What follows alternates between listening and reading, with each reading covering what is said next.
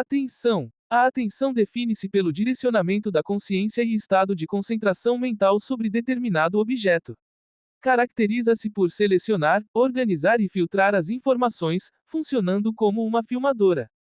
É um processo de extrema importância em determinadas áreas, como na educação, já que se exige, por exemplo, a um aluno que preste atenção às matérias lecionadas pelo professor, ignorando estímulos visuais, sonoros ou outros, como o que se está a passar fora da sala de aula, estando, neste caso, relacionado também com o problema da disciplina. Criança prestando atenção ao jogar videogame. Além da atenção concentrada, em que se seleciona e processa apenas um estímulo, também pode existir atenção dividida, em que são selecionados e processados diversos estímulos simultaneamente, como quando se conduz um automóvel e se ouvem as notícias do rádio simultaneamente. Para que a atenção atue são necessários três fatores básicos. Fator fisiológico, onde depende de condições neurológicas e também da situação contextual em que o indivíduo se encontra. Fator motivacional, depende da forma como o estímulo se apresenta e provoca interesse. Concentração, depende do grau de solicitação e atuação do estímulo, levando a uma melhor focalização da fonte de estímulo. Quanto à fonte de estímulo, podemos ter estímulo visual, auditivo e sinestésico. Existem, através da filosofia oriental, técnicas que visam estabelecer a saturação do pensamento, promovendo um maior grau de concentração, ou seja, maior estabilidade nos pensamentos do praticante. Segundo o livro Yoga Sutras, de Patanjali, Dharana, concentração consiste em centrar a consciência em uma área delimitada. Disparidades. Hipoprosexia, diminuição global da atenção. Aproxexia, total abolição da capacidade de atenção, independente dos estímulos. Hiperprosexia, atenção exagerada com certa tendência. Distração, sinal de superconcentração ativa da atenção sobre determinados conteúdos e objetos. Distraibilidade, estado patológico que se exprime por instabilidade marcante e dificuldade ou incapacidade para se fixar ou se manter em qualquer coisa que implique esforço produtivo. É importante frisar a diferença entre distraibilidade e distração, já que diferente da primeira, esta dá-se não como uma patologia, mas sim por uma superconcentração ativa da atenção sobre determinado objeto, inibindo os demais estímulos. Incapacidade de concentração. É importante ressaltar que a atenção não é uma função psíquica autônoma, visto que ela encontra-se vinculada à consciência. Por exemplo, o indivíduo que está em obnubilação geralmente se encontra com alterações ao nível da atenção, apresentando-se hipervígio.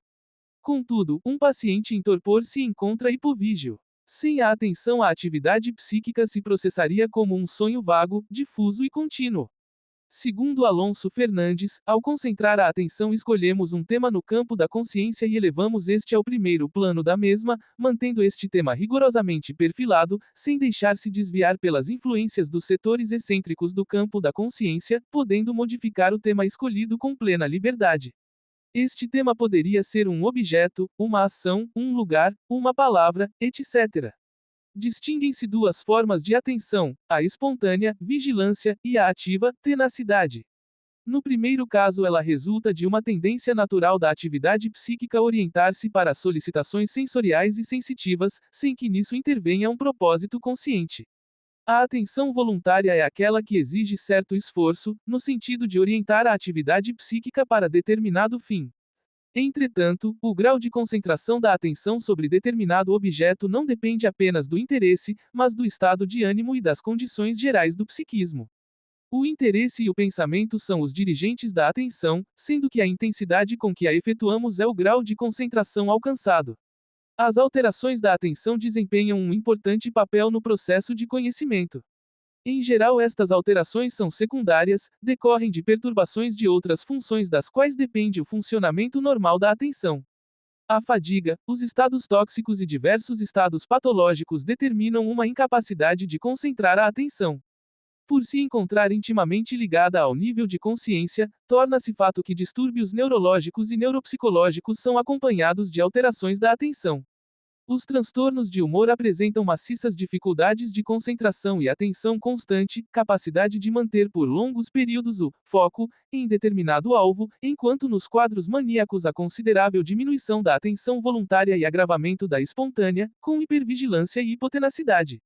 Em quadros depressivos diminui-se de forma geral o nível de atenção, o que pode ser nomeado como hipoprosexia. Em certos casos pode-se se observar fixação em temas depressivos, com rigidez na mudança do foco.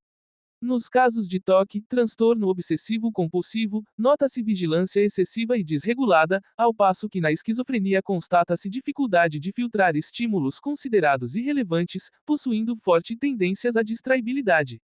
Nas TDAHS, transtorno de déficit de atenção, hiperatividade, observa-se dificuldade de prestar atenção em estímulos externos e internos, prejudicando a organização e realização de tarefas, bem como o controle de impulsos.